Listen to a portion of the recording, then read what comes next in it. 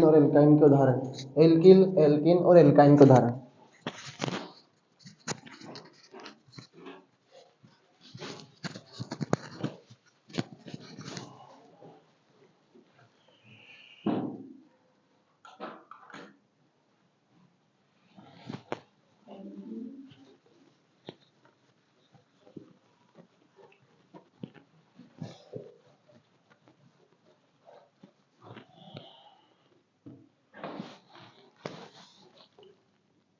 Alkene, alkyl, alkyne और ये alkyne. तो इनमें से एक दो एक पूछ सकता है पेपर में।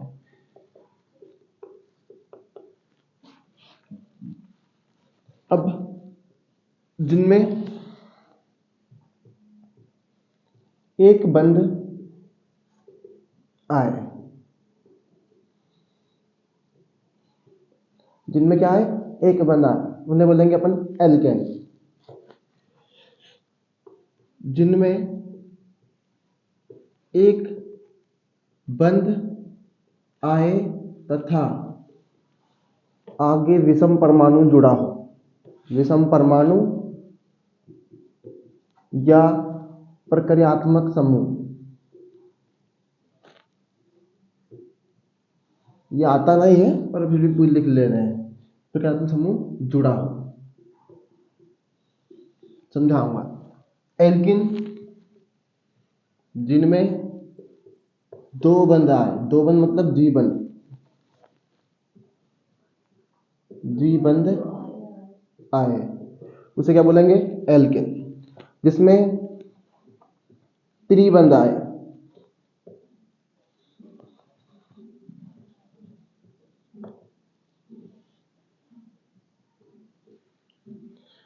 जिनमें क्या है, त्रिबंध आए, वो क्या है, एल्काइन। तो इसका मतलब ये हुआ कि जब भी अंत में एन आया तो मतलब एक बंध है, जब भी इल आया तो इसका मतलब ये है कि उसमें विषम परमाणु भी जुड़ा होगा और प्रक्रियात्मक समूह भी जुड़ा होगा। अगर आप देखेंगे, मान लीजिए मैंने क्या बताया था आपको, CH3 कार्बन की संख्या कितनी होती है, 4 होती है। अब भैया 4 पूरा करना है तो हमने एक बंध लगाया और Cl जोड़ दिया। इसका मतलब ये कि 3 और 1 हो गई 4, तो मतलब विषम परमाणु है Cl। अब मान लो एक और एग्जांपल बताऊं, CH3 COOH, तो 3 तो ये थी और एक ये 4, तो ये COOH क्या है, प्रक्रियात्मक समूह है, और ये Cl क्या है, विषम परमाणु है। तो इसका मतलब ये है कि हमने संयोजकता पूरी करने के लिए या तो फिर विषम परमाणु को जोड़ा है या फिर प्रक्रियात्मक समूह को जोड़ा है। तो मेरा कहना है मतलब ये है कि जब एक बंदा आए और उसके आगे तथा आगे विषम परमाणु जुड़ा हो या प्रक्रियात्मक समूह, कुछ ना कुछ तो अवश्य जुड़ा ही होगा, तो वो क्या है, एल्किल है। अब एल्किन जिसमें द्विबंध आए, तो मान लो भैया मैं एग्जांपल लिया एल्किन का CH2 एग्जांपल लिया, पर ये मामला गलत हो जाएगा थोड़ा सा अपने लिए एग्जांपल C2H4 लिया। तो भैया हम देखें अगर तो C डबल बॉन्ड C ये सब समझा चुका हूं पहले, ऐसा कोई जरूरी नहीं है। देखो ये कार्बन कार्बन की डबल बॉन्ड आ गया। अब ये भैया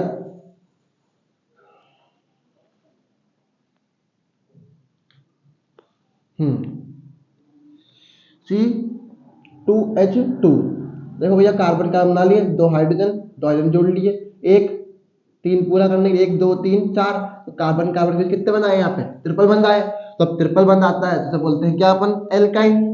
2 बंध आए तो उसे बोलते हैं, जब भी 2 आना है इसका मतलब इन आए, 3 आए मतलब आइन आएगा, इल मतलब आएगा, तो एक बंध आए, विषम परमाणु और प्रक्रियात्मक समूह दोनों जुड़े हो, उसे बोलेंगे अपन एल्किल।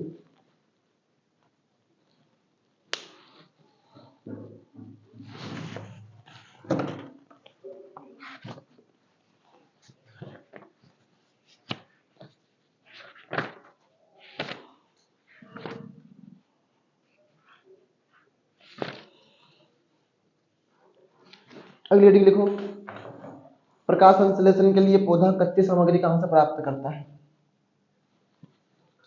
नया लेसन है, जैव प्रक्रमण।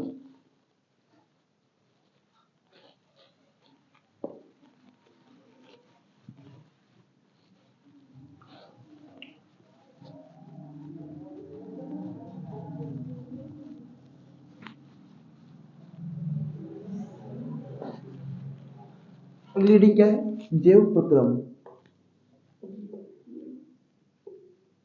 जैव प्रक्रम मतलब लेसन का नाम है।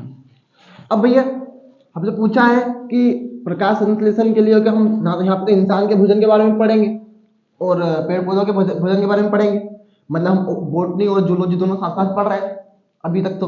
पर कोई बात नहीं, आपको ज़्यादा कोई नॉलेज नहीं है तो अभी तो आप एग्जाम के हिसाब से पढ़ रहे हो, कोई बड़ी बात नहीं है, और क्या आगे नॉलेज के हिसाब से पढ़ना है जीवन में। तो नंबर 1 कौन सा क्वेश्चन है हमारा? प्रकाश संश्लेषण के लिए पौधा कच्ची सामग्री कहाँ से प्रकाश प्राप्त करता है? प्रकाश संश्लेषण के लिए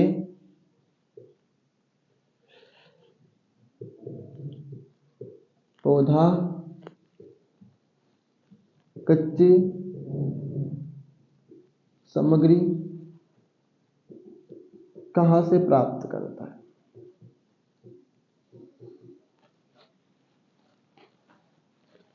नंबर 1 है, उत्तर करके लिखो, प्रश्न था। नंबर 1 है CO2।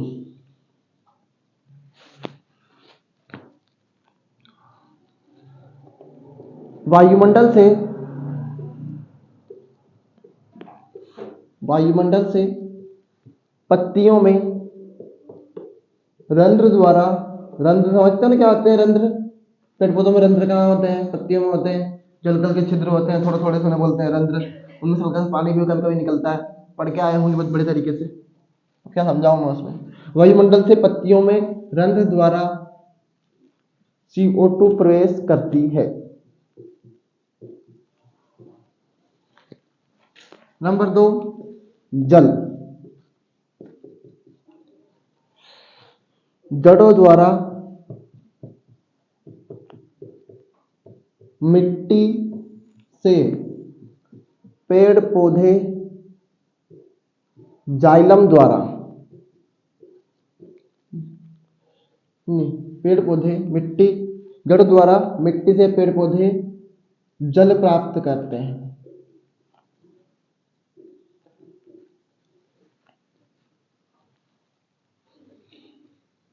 जल प्राप्त करते हैं। और कार्बन डाइऑक्साइड मिल गई, CO2 मिल गया। सूर्य का प्रकाश,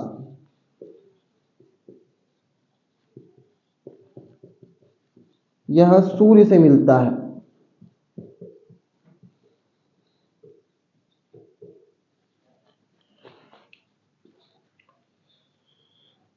नंबर 4 कौन सा है? क्लोरोफिल। पत्तियों में यह वर्णक पाया जाता है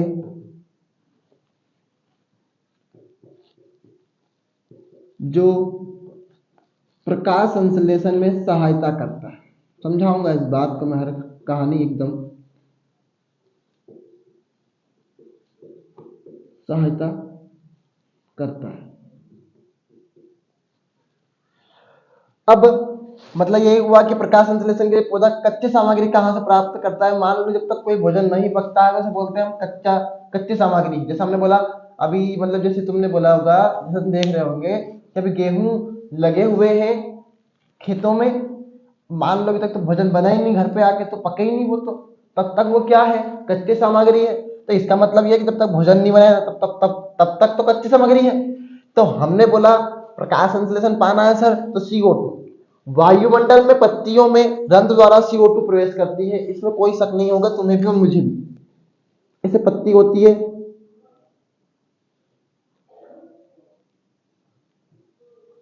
उसमें हल्के से ऐसे रंध्र पाए जाते हैं, हल्के हल्के छिद्र पाए जाते हैं, उन्हें बोलते हैं स्टोमेटा यानी रंध्र बोलते हैं। इनमें क्या होता है? CO2 प्रवेश करती है इन रंध्रों के द्वारा। जल, जड़ों द्वारा मिट्टी से। अब भाई अगर आप ये बताओ, रट के भी कर लोगे क्या? कब तक याद करोगे क्वेश्चन आंसर? मैंने तो बोला है बस कि तुम्हें एक पर्टिकुलर टाइम रखना है हर चीजों का। जड़ों द्वारा मिट्टी से पेड़ पौधे जल प्राप्त करते हैं। अब भाई अगर आपने देखा होगा कि भैया जड़ें होती हैं, वो ऊपर पानी पहुंचाती है पत्ती तक, और सूर्य का प्रकाश यह सूर्य से मिलता है। क्लोरोफिल यह पत्तियों में पाया जाने वाला वर्णक है जो प्रकाश संश्लेषण में सहायता करता है। बस अब बगल लो, ये हमने CO2 ली, तो ये कहाँ से मिली हमें बताओ, यहाँ पे कहाँ से मिली, रंध्रों द्वारा वायुमंडल से। H2O लिया, वो कहाँ से मिला हमें, जड़ों द्वारा मिट्टी से। तो भैया एक सूर्य का प्रकाश जो कहाँ से मिला, सूर्य से। सब प्रक्रिया कहाँ हो रही है, पत्तियों में हो रही है। इसका मतलब यह है कि पेड़ पौधों में भोजन कहाँ बनता है, पत्तियों में बनता है, क्लोरोफिल। तो भैया क्या बना, C6H12O6, मतलब 6 का ग्लूकोज बनता है। और भैया H2O बाहर होगा प्लस ऑक्सीजन बाहर होगा। कल भी समझाया था, आज भी समझा रहा हूँ। कल भी हमने हमारा पर्यावरण में जब एक्स्ट्रा क्लास हुई थी तो उसमें समझा दिया था मैंने समीकरण आपको। अब यहाँ पे कितने कार्बन है, 6 कार्बन है। यहाँ पे कितने कार्बन है, 1 कार्बन है। और 1 को 6 करने के लिए क्या करेंगे, यहाँ पे 6 लगा देंगे। 6 लगाने से ऑक्सीजन 6 दूने 12, 12 और 1 ये 13। अब देखो 12 2 14, यहाँ पे 2 ही है, यहाँ पे 14 है, यहाँ पे 2 है। अब भैया अगर 2 को मैं 14 करूंगा, यानी 2 को 2 का मल्टीप्लाई 7 में करूंगा तो क्या आएगा, 14 आएगा। तो यहाँ पे लगाऊंगा 7, तो ये भी कितने हो गए, 14। तो भैया देखो 2 12, 6 दूने 12, सॉरी 7, 12 और 7 कितने होते हैं, 19 होते हैं। अब यहाँ पे देखो 6 और 1 ये 7, 7 और 2 9, मतलब अभी कितनी हमारे पास 10 ऑक्सीजन कम पड़ रही है। 10 ऑक्सीजन कम पड़ रही है, तो मैंने सोचा चलो आज एक काम करते हैं, यहाँ पे 6 लगा लेते हैं, क्योंकि मुझे पता है, क्योंकि भैया जब भी एक ग्लूकोज का अणु बनता है पेड़ पौधों में तो 6 मोल ऑक्सीजन के बाहर निकलते हैं। और पूछा गया है पेपर में, प्रकाश संश्लेषण सॉरी प्रकाश संश्लेषण में ग्लूकोज बनने के लिए कितने मोल CO2 की आवश्यकता होती है, 6 मोल CO2 की आवश्यकता होती है। और जब भी प्रकाश संश्लेषण होता है और ग्लूकोज बनता है तो कितने मोल ऑक्सीजन के निकलते हैं, तो 6 मोल ऑक्सीजन के निकलते हैं। दोनों चीजें याद रखना है, 6 मोल, ठीक है। और एक जल का अणु निकलता है, वो तो खैर कहानी अलग है उसकी, पर इन दोनों को याद रखना है कि 6 मोल तो CO2 के चाहिए और 6 मोल ऑक्सीजन के बाहर निकलते हैं। कर लो नोट।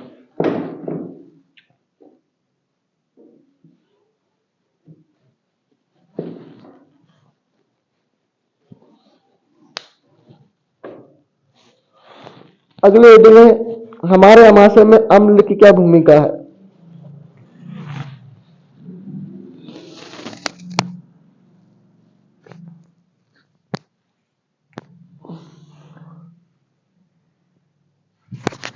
देखो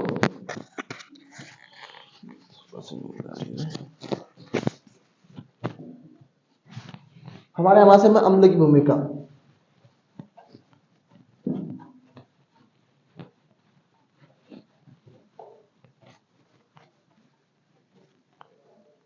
अब तुम्हें पता होगा अमाशय कौन सा अम्ल छोड़ता है, पता है किसी को,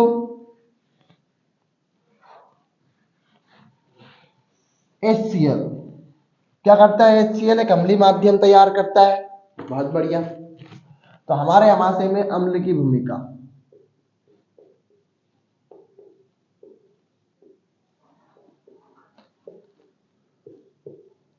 अम्ल की भूमिका,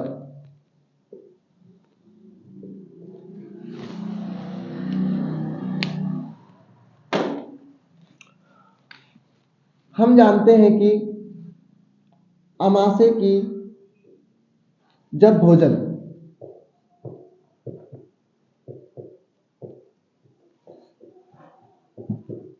ग्रासिका द्वारा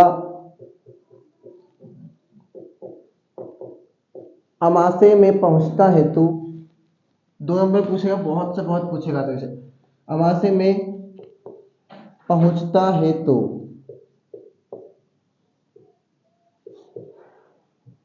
आमाशय की जठर ग्रंथियां,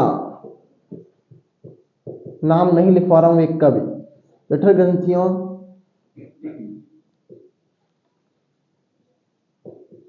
द्वारा HCl अम्ल का स्त्रावन होता है। HCl अम्ल का स्त्रावन होता है तथा एक अम्लीय माध्यम तैयार होता है।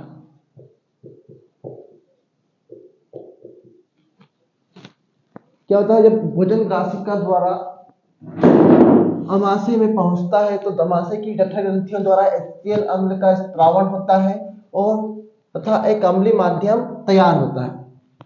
अपच की स्थिति में, अपच मतलब जब हमने बहुत ज्यादा खा लिया होगा सर, अपच की स्थिति में इसका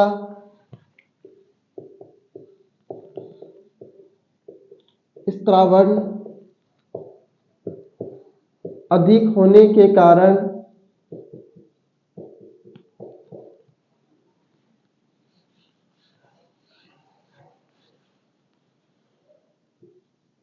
प्रति अम्लता हो जाती है, यानी एंटा एसिड एसिडिटी हो जाती है। सुना होगा एसिडिटी काम करे 1 मिनट में या 30 सेकंड में, है ना। हाँ, तो प्रति अम्लता हो जाती है जिसका उपचार करने के लिए मारकर धोखा दे दिया है। इसका उपचार करने के लिए एंटा एसिड एंटा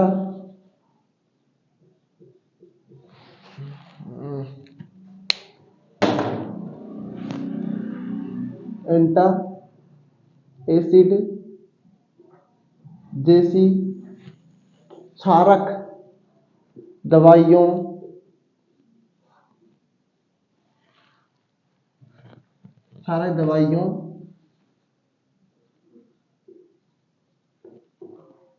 का प्रयोग करते हैं। वही कहानी है, 2 नंबर भले ही पूछे पर लिख के पूरी आनी है।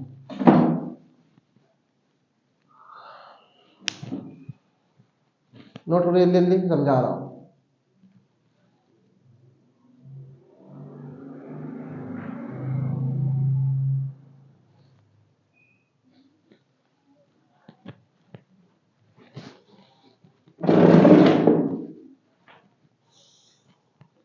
क्लास में से बीच में से कूदा कूदी मत करना भैया, वरना दिक्कत हो जाएगी तुम्हारे लिए फिर। हाँ,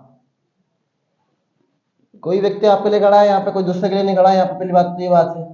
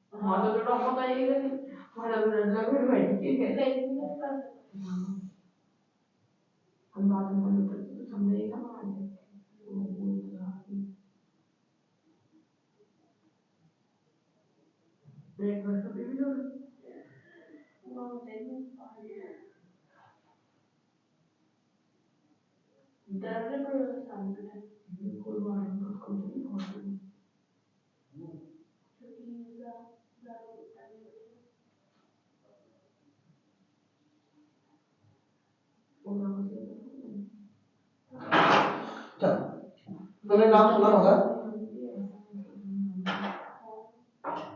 जब भोजन ग्रासिका द्वारा, तो मतलब जो एक नली पाई जाती जो एक नली पाई जाती है कहां से कहां तक की, हमारे यहां से तो यहां तक की, इसे बोलते हैं क्या, ग्रासिका। तो भोजन क्या तुम्हें ऐसा तो है नहीं कि मुंह रोना बंद करा ले भैया चल जाए अंदर, नहीं ना, ऐसे बोला होगा चलो भाई खा लेते हैं। तो एक नली होती है जिसे बोलते हैं ग्रासिका, क्या बोलते हैं। तब यह नली क्या करती है, भोजन को कहां पहुंचाती है, अमाशय। और भैया पता ही है, अब क्या पता है तुमको ये बात पता है अच्छे से कि अमाशय तेरी तो ला रहा हूं मैं, इसके लिए भी जाना है।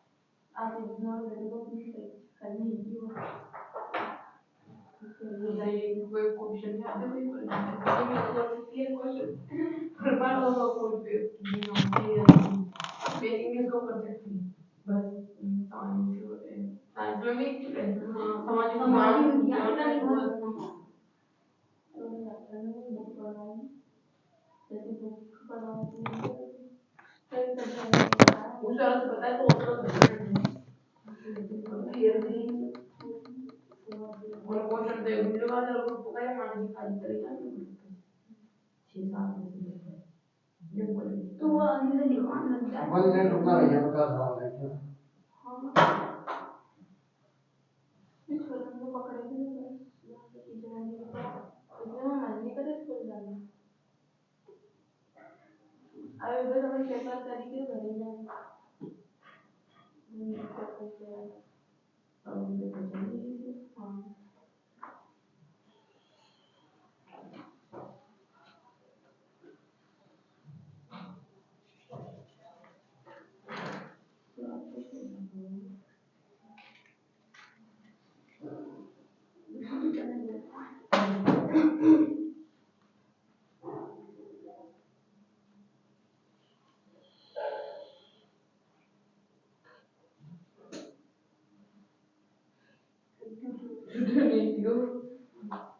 चलो एडजस्ट कर ले रहा हूँ।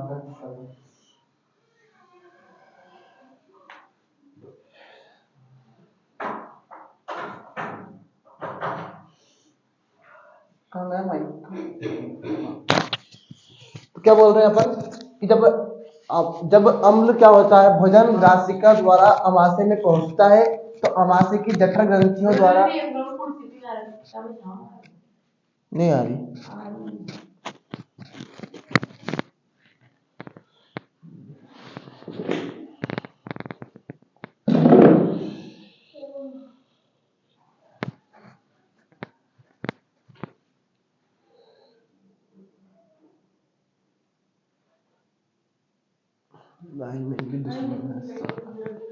जब भोजन की ग्रासिका द्वारा अमाशय अम्ल में पहुंचता है, तो अमाशय की जठर ग्रंथियों द्वारा HCl अम्ल का स्त्रावन होता है और एक अम्लीय माध्यम तैयार होता है। मान लो भैया, अगर कोई भी चीज है, जैसे मान लो आप बोलेंगे कि एक कुप्पा रखा है और उसमें पानी है, तो उसको बोलेंगे हम पानी का माध्यम है। पहले तो नहीं बोला था आपने, पहले पानी आया तब बोला कि पानी आ गया भैया। अब मान लो कोई जैसे बारिश का मौसम है, तो पहले मौसम खुला था, तो फिर पानी का मौसम हुआ तो क्या बोला तुमने कि भैया पानी का माध्यम है, पानी का मौसम है। तो वही एक चीज है, जब अम्ल क्या हुआ भैया, एसिल अम्ल का स्त्रावन हुआ कहां पर, अमाशय में, तो एक अम्लीय माध्यम तैयार हुआ। और अपच की स्थिति में, अपच मतलब जब ज्यादा खा लेना या फिर खाना नहीं बहुत देर तक खाते हैं, क्योंकि आप जठर ग्रंथि का काम तो क्या है, HCl अम्ल का स्त्रावन। वो क्यों रोके भैया तुम्हारे चक्कर में, वो क्यों रुके, वो तो नहीं रुकेगी। तो अपच की स्थिति में जो इसका स्त्रावन अधिक होने के कारण प्रति अम्लता हो जाती है, यानी एसिडिटी हो जाती है। फिर अपन क्या करते हैं, इनो जैसे क्षारक का उपयोग करते हैं, जिससे मामला उदासीन हो जाता है और हम ठीक हो जाते हैं। जब हमें पता है कि अम्ल और क्षार मिलकर क्या बनाते हैं, तो फिर लवण क्या है, उदासीन है। क्या है, लवण। वो वही मामला होता है कि अपच, अब हमने फिर क्या करा, इनो पिया। क्या पिया हमने, अब इनो क्या था, क्षारक, जैसे बोलते ना एंटा एसिड का उपयोग कर रहे हैं, वो एंटा एसिड ही है। क्या है वो, एंटा एसिड। खत्म करो कहानी।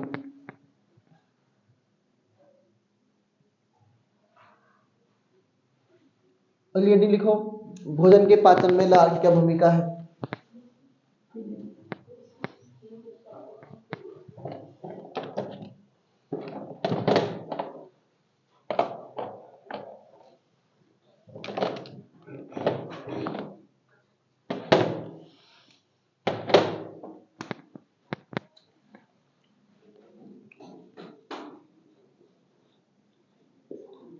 भोजन के पाचन में लार की भूमिका। हेडिंग,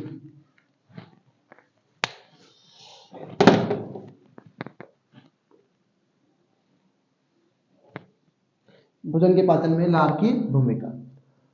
भोजन, लार भोजन को गीला करता है। क्या करता है लार भोजन को,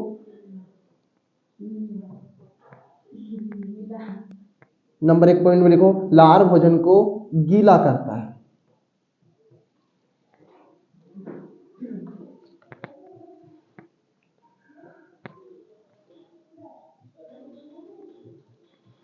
करता है तथा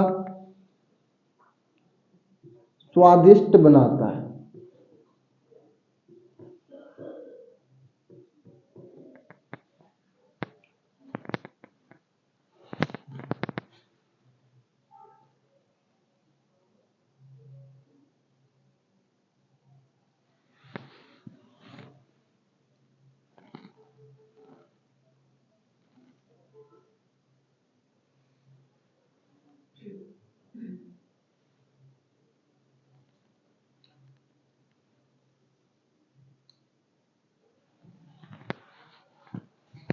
और तुमने देखा होगा, तुमने कभी कभी भोजन खाया तो मान लो अगर तुम्हें स्वाद ही नहीं आए तो कौन स्वाद लाएगा, वो जीभ। पर उसमें काम कौन करते हैं, लार। कौन काम करती है। कभी कभी हमें ऐसा लगता है भोजन जैसे मतलब बहुत फीका, जब हम बीमार होते हैं तो फीका फीका लगता है। क्यों,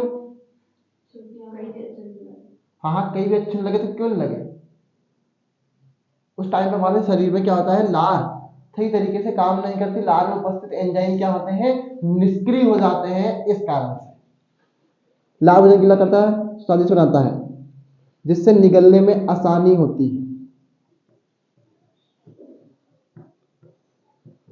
निगलने में आसानी होती है।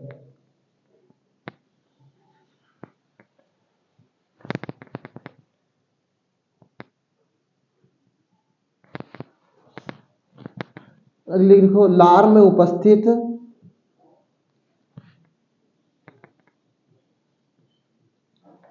एमाइलेज एंजाइम,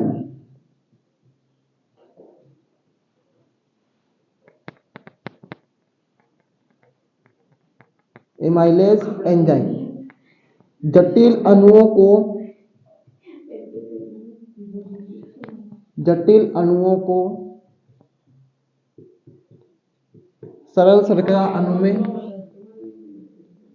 सरल शर्करा में खंडित मतलब तोड़ना होता है। सरल शर्करा में खंडित कर देता है। अब मान लो हमने खाना खाया, खाना खाने के बाद क्या हुआ सर, वो तो क्या है, जटिल अणु है। क्या है, खाना जटिल अणु है। अब उसे सरल शर्करा मतलब कार्बोहाइड्रेट में कौन तोड़ देगा, एमाइलेज एंजाइम। तो याद क्या रखना है, एमाइलेज एंजाइम को याद रखना है कि एमाइलेज एंजाइम क्या करता है। ठीक है, एमाइलेज एंजाइम क्या करता है, जटिल अणु को सरल शर्करा में खंडित कर देता है।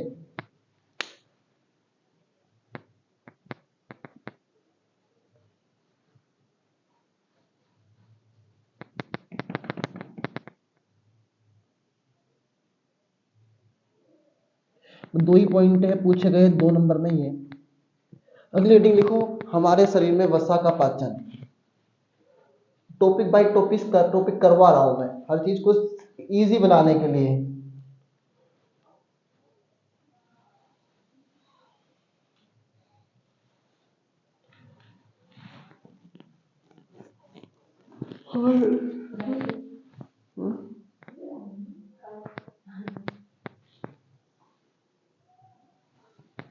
अगली हेडिंग कौन सी है?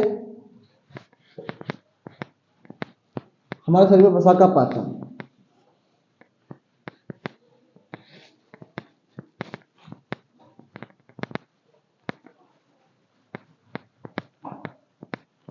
ये याद नहीं करना है, समझा देता हूं, मतलब अगर आ गया तो फिर कम से कम लिख तो आओगे तुम कुछ ना कुछ, तो उसका ऊपर वाला याद रहेगा यार।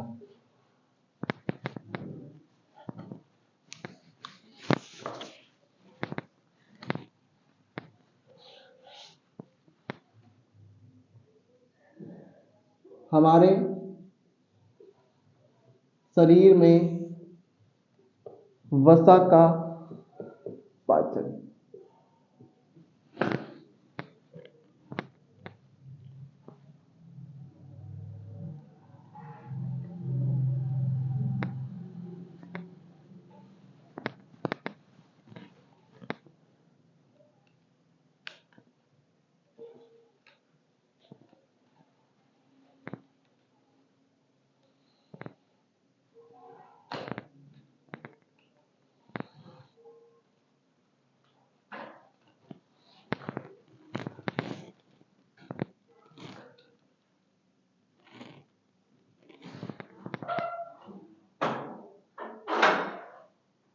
और आगे साहब स्कूल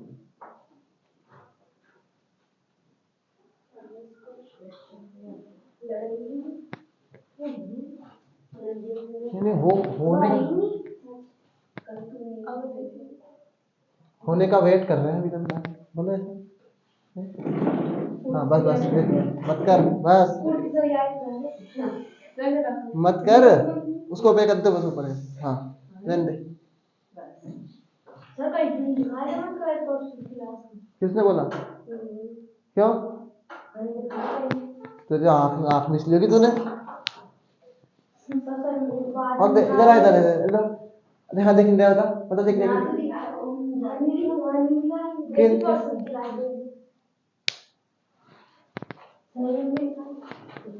आज स्कूल को जा रही है, मैं जाती वाले सूर्य नमस्कार होगा आज, तो कुछ नहीं भाई।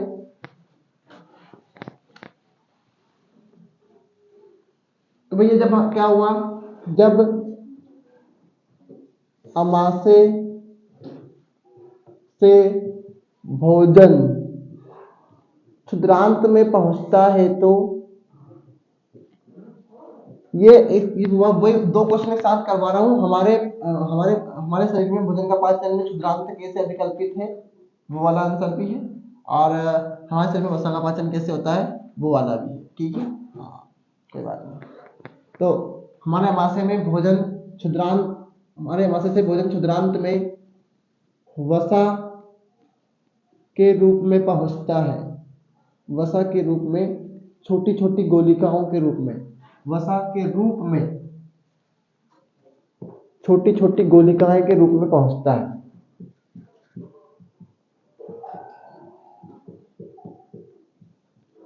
गोलिकाओं के रूप में पहुंचता है। छोटी छोटी गोलिकाएं क्या होती है, वसा होती है। क्योंकि हम देखते हैं, मान लो कोई पानी रखा है ऐसे, अगर मान लो इसमें हम तेल डालेंगे तो ऐसे बन जाएगी, ऐसे कुछ नहीं बनती है क्या? तो फिर वो ऐसे क्या है, वसा है। क्या है वो? ऐसा कैसे हमारा क्षुद्रांत में पहुंचता है? कौन? भोजन छोटी छोटी गोलिकाओं के रूप में, है कि नहीं पूछता है, मतलब साल यही पढ़ना है। तो जब अमाशय में भोजन क्षुद्रांत में वसा के रूप में छोटी छोटी गोलिकाओं के रूप में पहुंचता है, तो यकृत द्वारा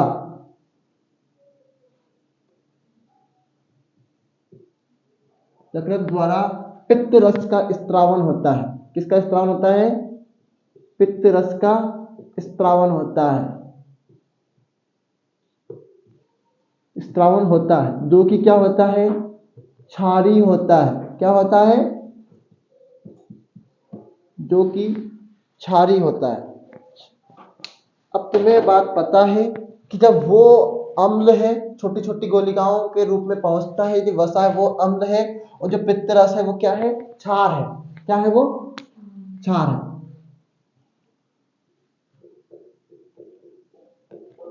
क्षार, क्षार होता है। जब यह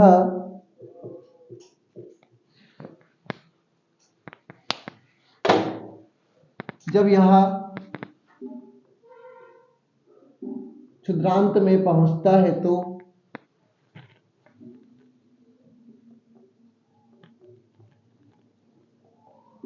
पित्त लवण का निर्माण होता है। क्यों, क्योंकि भैया अम्ल प्लस क्षार मिलकर क्या बनाते हैं, क्या बनाते हैं, अम्ल प्लस क्षार मिलकर लवण। अभी जो ये है छोटी छोटी गोलिकाएं क्या थी, अम्ल थी। अब अम्ल और पित्तरस क्या था, क्षार था, तो क्या बना, लवण, जिससे पित्त लवण का निर्माण होता है।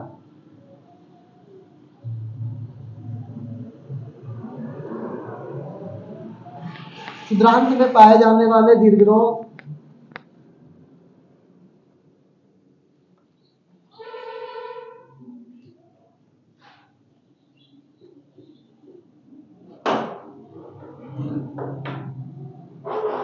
वाले दीर्घरोम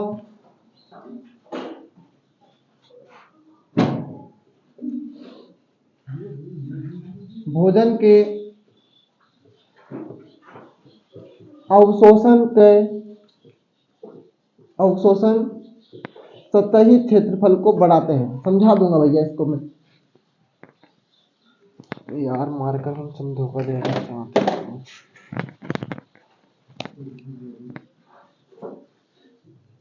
क्षेत्रफल को बढ़ा देते हैं। जब यह दीर्घरोम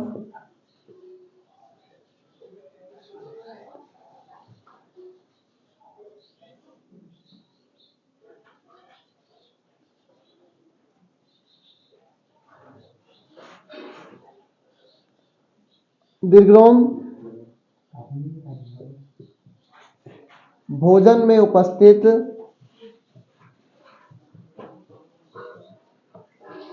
ऊर्जा को अवशोषित करके जिस अंग को, बोलना नहीं भैया, दीर्घरोम, दीर्घरोम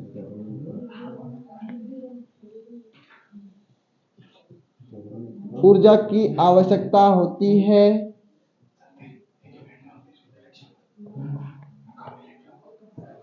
वहां तक ऊर्जा पहुंचा देते हैं।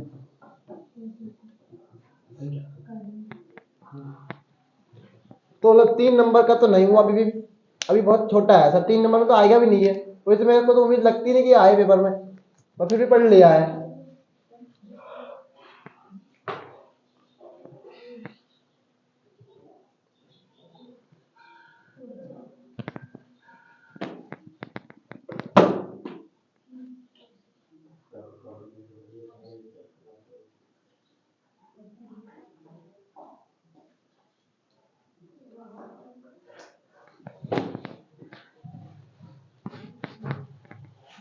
जब अमाशय से भोजन क्षुद्रांत में वसा के रूप में छोटी छोटी गोलिकाओं के रूप में पहुंचता है, मैंने समझा दिया था भैया, मैंने बताया था ऐसे कभी जिंदगी में।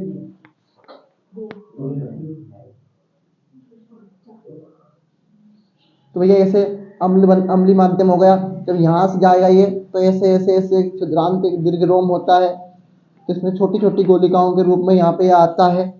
फिर भैया क्या होगा, इधर यकृत द्वारा एक पित्त रस का स्त्रावन होता है। पित्त रस क्या होता है भैया, क्षारी होता है। जब दोनों आपस में मिलेंगे, क्षार प्लस अम्ल बनाएंगे क्या, लवण, और लवण बन गया मतलब ऊर्जा बन गई। क्या बन गई, ऊर्जा। तो क्षुद्रांत में पाए जाने वाले दीर्घरोम, अब इसमें ये क्या होते हैं, हल्के हल्के से दीर्घरोम होते हैं। किसमें, क्षुद्रांत में।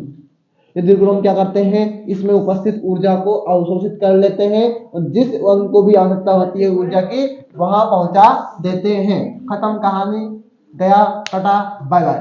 तो अगली हेडिंग लिखो, स्वपोषी पोषण।